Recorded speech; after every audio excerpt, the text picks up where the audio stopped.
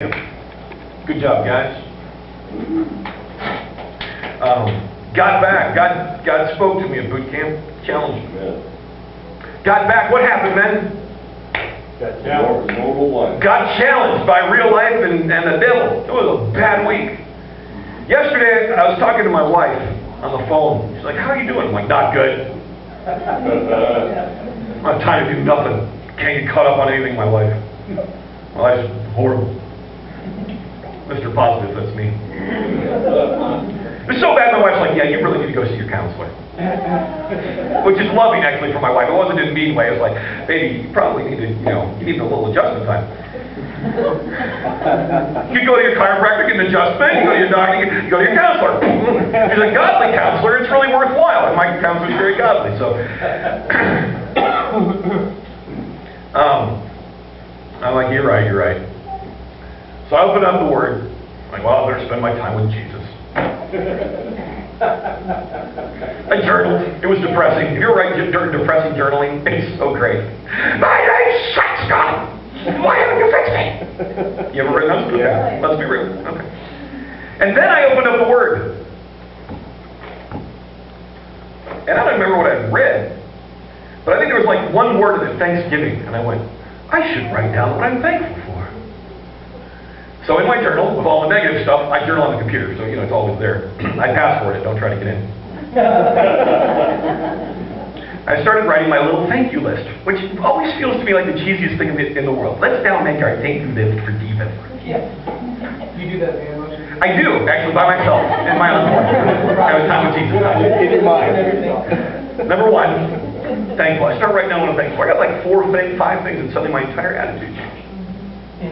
I've been focused on all the junk in my life, all the annoying things in my life, and I started looking at God, what am I thankful for that you've done? I'm like, oh yeah, look, my life doesn't completely suck, just a little bit. But it's the completely thing that really drives you nuts. You can handle a little bit of challenge, but the completely thing's horrible. Don't worry about anything except instead pray about everything, tell God what you need, and thank Him for all He's done. Then you will experience God's peace. Amen. Is it easy? No, because there's sometimes you're down where I was yesterday at the bottom going, I don't see no light. Someone needs to change the light at the end of the tunnel because it's burned out. Someone needs to fix it.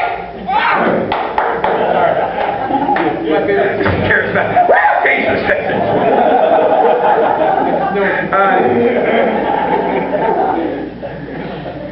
And suddenly, with an attitude of thanksgiving, starting to look at, hey, this isn't all, and God's going to take care of it. Attitudes change. We need to face life with that. We can face life with that kind of attitude, and with that, you can face anything, including the hard decisions that some of us need to make that say, I will actually be true to God no matter what. I will not let anything get in the way of my time with God. I will not let anything get in the way of my relationship with God. I will not let anything get away with my time in community with my church family. I will not let anything get in the way of the most important things in life.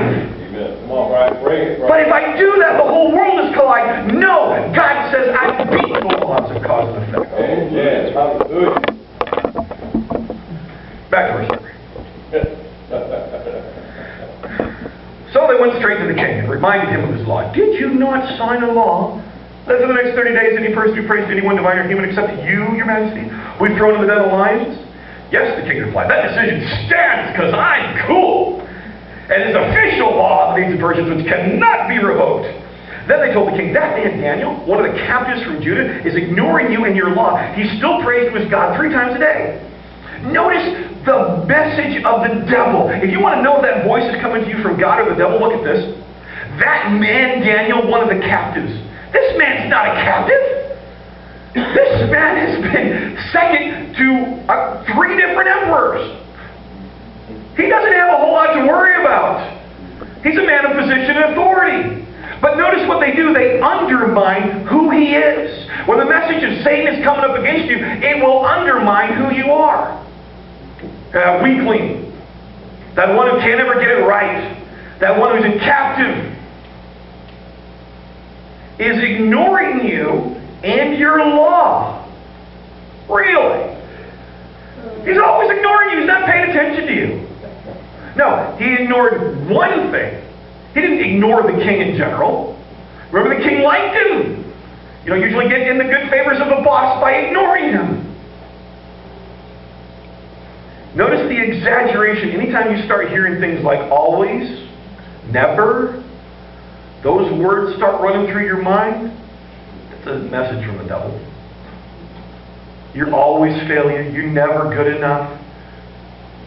This always happens. That's a message from the devil.